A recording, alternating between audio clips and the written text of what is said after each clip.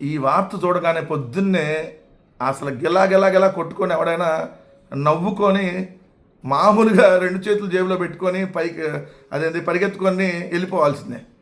ఏది రెండు చేతులు జేబులో పెట్టుకొని మరీ పరిగెత్తుకొని వెళ్ళాల్సిందే. చంద్రబాబు నాయుడు గారు చేసిన అద్భుతమైన కామెడీ అండి బాబు, మామూలు కామెడీ కాదు. ఈ శతాబ్దపు ఈ జోక్ ఏదన్నా ఉందంటే ఇదే, నేను సీటులో ఉండగా అవినీతి జరగదు, నేను సీటులో ఉండగా అవినీతి జరగదు. ఇది చంద్రబాబు నాయుడు గారు ఇచ్చిన స్టేట్మెంట్. నవ్వు ఆపుకుంటున్నారు కదా, నేను కూడా ఆపుకున్నానే. ఇదే రోజు ఇంకొక వార్త మీకు వినిపిస్తా. ఏంటంటే 2 ఏళ్లలోనే 200 కోట్లకు పైగా దోపిడీ చేసిన అనంతపురం టీడీపీ ఎమ్మెల్యే. ఒకటే రోజు వార్తలు ఇవి. రెండు సంవత్సరాల్లో 200 కోట్లు దోపిడీ చేసిన తెలుగుదేశం ఎమ్మెల్యే, అనంతపురం ఎమ్మెల్యే ఏదైతే ప్రసాద్ అనే అతను. సో అది ఎవరు చెప్పారు? అదే తెలుగుదేశం పార్టీలో మాజీ ఎమ్మెల్యే ప్రభాకర్ చౌదరి ఏదైతే ఆయన విత్ ఆధారాలతో ఏదైతే చెప్పింది. మళ్ళీ ఇదే రోజు ఇంకో వార్త అదే ఎమ్మెల్యే గురించి. సబ్ రిజిస్ట్రార్కు అనంతపురం అర్బన్ ఎమ్మెల్యే దగ్గుపాటి ప్రసాద్ బెదిరింపులు, నెలకి 1,50,000 ఇవ్వాలంటూ హెచ్చరికలు. Sub registrar Ramanarao audio leak వైరల్గా మారిన వైనం. ప్రతి నెల డబ్బు తీసుకో, వర్కులు చేయొద్దు. మరో ఆడియోలో మున్సిపల్ కాంట్రాక్టర్తో ఎమ్మెల్యే సంభాషణ. అధికార పార్టీ ఎమ్మెల్యేపై వరుస వివాదాలు, ఆడియోలు వైరల్. ఇలాంటివి చూస్తే చికెన్ దుకాణాల దగ్గర కూడా డబ్బులు వసూలు చేస్తూ ఉన్నారు. అసలు డిఎస్సి పోస్టులే మీరు మీ కొడుకు కలిపి అమ్మేసుకున్నారు 15 లక్షల నుంచి 20 లక్షలకి. మళ్ళీ నేను ఆ సీట్లో ఉండగా అవినీతి జరగదు.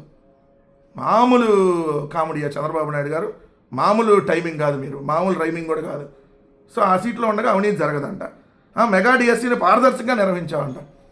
పారదర్శకంగా నిర్వహిస్తే సిబిఐ ఎంక్వైరీ ఇస్తే తేలుస్తారు కదా ఎంత పారదర్శకంగా నిర్వహించారో. ఎందుకు చంద్రబాబు నాయుడు గారు భయపడి పారిపోతున్నారు? 350 పిటిషన్లు వేశారంటే అవును, అక్రమాలు జరిగినాయి కాబట్టి పిటిషన్లు ఆల్రెడీ కోర్టులో ఉన్నాయి. ఏదైతే డిఎస్సి మీద అన్ని పిటిషన్లు వచ్చినాయంటే కారణం అదే. ఇంకోటి ఏమంటాడు ఇక్కడ, ఉమ్మడి విశాఖ జిల్లాకు గూగుల్ సహా 5 డేటా సెంటర్లు వచ్చాయి. వీటి వల్ల ఎంతోమందికి ఉపాధి కలుగుతుంది. ఒక గూగుల్ డేటా సెంటరు అంటే దాని పేరే గూగుల్ డేటా సెంటర్ కాదు, అది అదానీ డేటా సెంటర్. సో అది క్రెడిట్ చోరీ చేస్తారు మీరు ఆల్రెడీ. సో ఇప్పుడు 5 కాదు, ఒక 50 తీసుకొని వచ్చారని అనుకుందాం. ఎన్ని ఉద్యోగాలు వస్తాయి? కానీ దానివల్ల ఎంత నష్టం జరిగిద్ది అనేది, మిగిలిన దేశాలన్నీ మాకు వద్దు, మిగిలిన రాష్ట్రాలన్నీ మాకు డేటా సెంటర్లు వద్దంటే ఆంధ్రప్రదేశ్ మాత్రం మీరు మాకు రండి అని ఆహ్వానిస్తూ ఉంది. మరి దీనిలో మతలబు ఏందో మీరే చెప్పాలి. ఎన్నికల ప్రచారంలో డబ్బు ప్రభావం లేకుండా చేయాలి. అవునా, గుర్తులేదా ఇంకా మనకి స్టీఫెన్సన్ ఓటుకు నోటు, బ్రీఫ్డ్ మీ, మర్చిపోయావా? ప్రజలను ప్రలోభపెట్టేలా వ్యవహరిస్తుంది. డిఎస్సిపై గొడ్డల పార్టీ లేనిపోని రాద్దానం చేస్తుంది. వెన్నుపోటు పార్టీ అధ్యక్షుడైనటువంటి చంద్రబాబు నాయుడు గారు బరి తెగించేసి దిగజారిపోయి మైండ్ పనిచేయక రోజు పిచ్చి పిచ్చి వాగుడు వాగుతున్నాడని మనం అర్థం చేసుకోవాలి. గొడ్డల పార్టీ అధినేత పిఏనే 100 కోట్లు సంపాదించాడు. ఏమైనా ఉంటే ఆధారాలు చూపించండి. ఎందుకు ఊరక రోజు అబద్ధాల ప్రచారం తప్ప ఒక్కరోజు కూడా నిజాలు చెప్పవా చంద్రబాబు నాయుడు గారు? తలకాయ 1000 ముక్కలు అయిపోయిందని మునిశాపం వల్ల చెప్పట్లేదు అంటావా? అంతేలే, లేదంటే నిజం చెప్పేవాడే కదా, రోజు అబద్ధాలు ఎందుకు చెబుతాం? ఇంకో అబద్ధం ఇక్కడ చూడండి, అబద్ధాల ఫ్యాక్టరీనే మొత్తం మైండ్లో పెట్టుకొని ఉన్నాడు. నకిలీ మద్యంతో 30,000 మంది మృతి అంట. లిస్టు ది ఎవరో లిస్టు ది. 2 సంవత్సరాలు అయింది, ఏ గుడ్డిగారికి పళ్ళు తవ్వుతున్నారు మీ ప్రభుత్వం? 30,000 మంది నకిలీ మద్యం వల్ల చనిపోయారా? ఇప్పుడు ఈ 2 సంవత్సరాలు చనిపోయి ఉంటారు.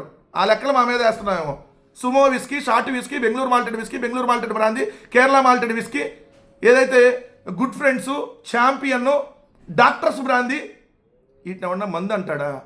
మనుషులు ప్రాణాలు తీసేటటువంటి నారా నాటు సారా అంటారా? సో నకిలీ మద్యం ఇప్పుడు ఏర్లై పారుతూ ఉంది. ఇష్టం వచ్చినట్టుగా గుడి వైన్స్, బడి వైన్స్, గుడి పక్కన వైన్స్, బడి పక్కన వైన్స్, గుడిలోనే బడిలోనే కూడా మీరు మద్యాన్ని అమ్ముతున్నటువంటి దుర్మార్గమైనటువంటి వ్యక్తులు మీరు. ఈరోజు నువ్వు మళ్ళీ సిగ్గు లేకుండా మాట్లాడుతున్నావా?